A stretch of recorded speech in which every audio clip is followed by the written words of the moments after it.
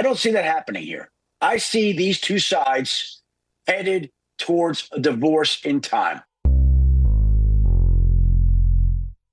I want some different shit. I might just hit your bitch out walking the park. What's up, y'all? I'm Darren Randall, and welcome back to Let It Be Known. Once again, I appreciate y'all for tuning in.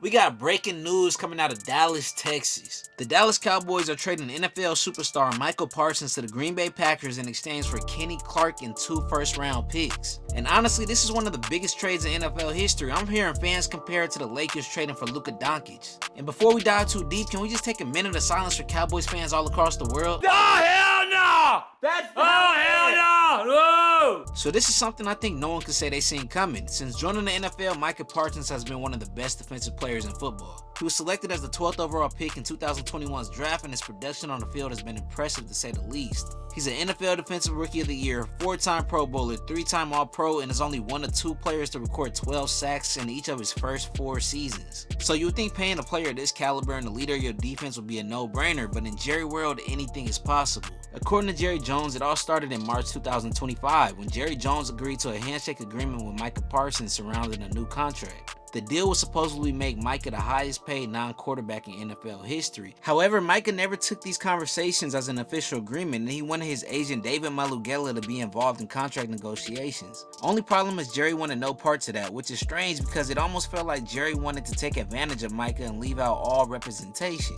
Truth is, Jerry was just scared of David. He's responsible for some of the most historic contracts in NFL history and known as a tough negotiator. He secured Jalen Ramsey $72 million. After only starting 1 season, he secured Jordan Love $220 million. And even Deshaun Watson, after all the allegations, he secured him $230 million guaranteed. So you could only imagine how dangerous he would be when now representing a 26-year-old Micah Parsons. Jerry's inability to work with Micah's agent would only continue to build tension, as in the first day of camp, Micah would officially start his hold-in, being with the team but not practicing.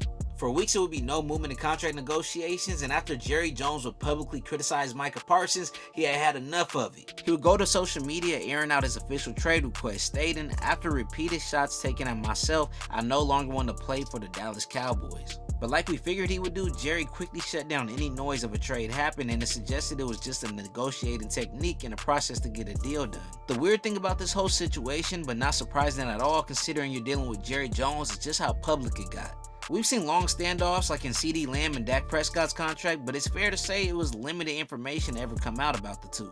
Even with things getting heated in Dallas, I still felt Micah and the Cowboys would reach an agreement, but that was until Jerry Jones went on Michael Irvin's podcast and said Micah's agent told the organization they could stick the contract up their ass. When we wanted to send the details to the agents told us to stick it up our ass. During the podcast, Jerry would continuously send shots at David, claiming he's the issue and the reason the deal hasn't been made, sticking his nose in people's business. In response, just a day later during Dallas's last preseason game, Micah would flip his Cowboys jacket inside out and lay on the medical table during the game, which caused a lot of attention and commotion. It felt like David might have told Micah to do these acts just because how out of character it was for Micah. During this lengthy offseason of negotiating, Micah has kept it as professional as possible. It felt like this was just his final negotiation tactic to get what he wants. And just 4 days later, he got exactly that. After the Packers traded 2 first-round picks and Kenny Clark to obtain Micah, they would sign him to a 4-year, $188 million contract, which averages around $47 million a year, making Parsons the highest paid non-quarterback in NFL history. Y'all seen a lot of fans compare it to when the Raiders traded a 27-year-old Khalil Mack in his prime. The Raiders would give up Khalil Mack to the Chicago Bears for 2 first-round picks, a 3rd-round pick, and a 6th-round pick. Additionally, the Chicago Bears would agree to a 6-year, $141 million contract extension. And not to take away from that deal because it was major, you're talking about arguably the best defensive player in the league at that time, traded at a pivotal moment in his career. He literally led a team that went 5-11 a year before to a 12-4 record in just his first season. The difference is, and why I say Micah's trade is more impactful, is you're not just joining Mitchell Trubisky. You're joining Jordan Love and the Packers, a team that has continued to make strides and strides after making him the starter. A team that went 11-6 last year and now should be on everyone's list as a Super Bowl contender going into this season.